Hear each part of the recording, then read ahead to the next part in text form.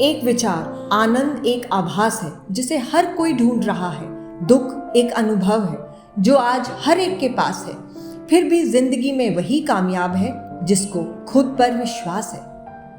एक बार बुद्ध अपने शिष्यों के साथ बैठे थे। एक शिष्य ने पूछा, कर्म क्या है? बुद्ध ने कहा, मैं तुम्हें एक कहानी सुनाता हूँ। एक राजा हाथी पर बैठकर अपने राज्य का भ्रमण कर रहा था।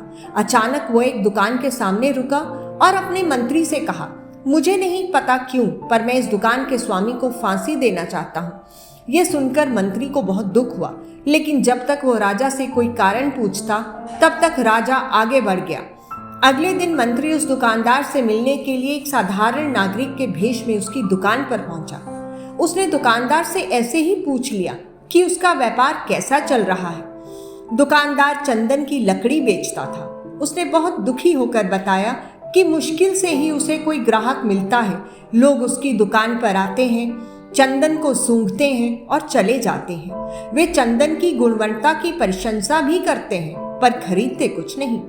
अब उसकी आशा केवल इस बात पर टिकी है कि राजा जल्द ही मर जाएगा, उसकी अंत्येष्टि के लिए बड़ी मात्रा में चंदन की लकड़ी खरीदी जाएगी। वो आसपास अकेला चंदन की लकड़ी का दुकानदार था, इसीलिए उससे पक्का विश्वास था कि राजा के मरने पर उसके दिन बदलेंगे।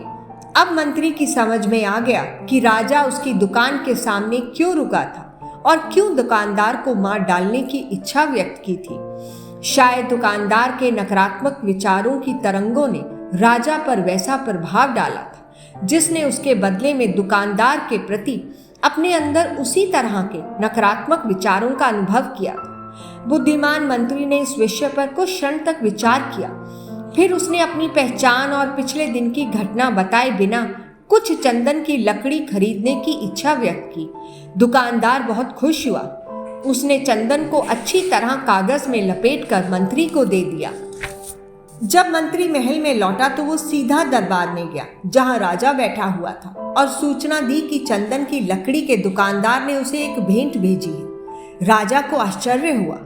जब उसने बंडल को खोला तो उसमें सुनहरे रंग के श्रेष्ठ चंदन की लकड़ी और उसकी सुगंध को देखकर बहुत प्रसन्न हुआ।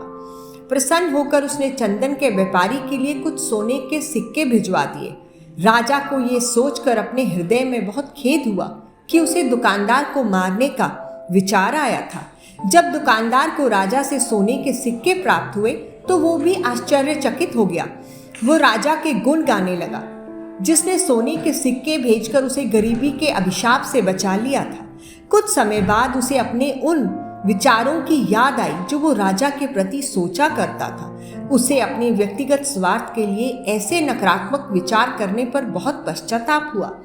यदि हम दूसरे व्यक्तियों के प्रति अच्छे और दयालु विचार रखेंगे तो वे सकारात्मक विचार हमारे पास अनुकूल रूप में ही लौटेंगे, लेकिन यदि हम बुरे विचारों को पालेंगे तो वे विचार हमारे पास उसी रूप में लौटेंगे।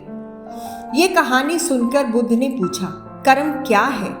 अनेक शिष्यों ने उत्तर दिया, हमारे शब्द, हमारे कार्य, हमारी भावनाएं, हमारी गतिविधियां। बुद्ध ने सिर हिलाया और कहा, तुम्हारे विचार ही तुम्हारे कर्म है। यही कहानी का सार है।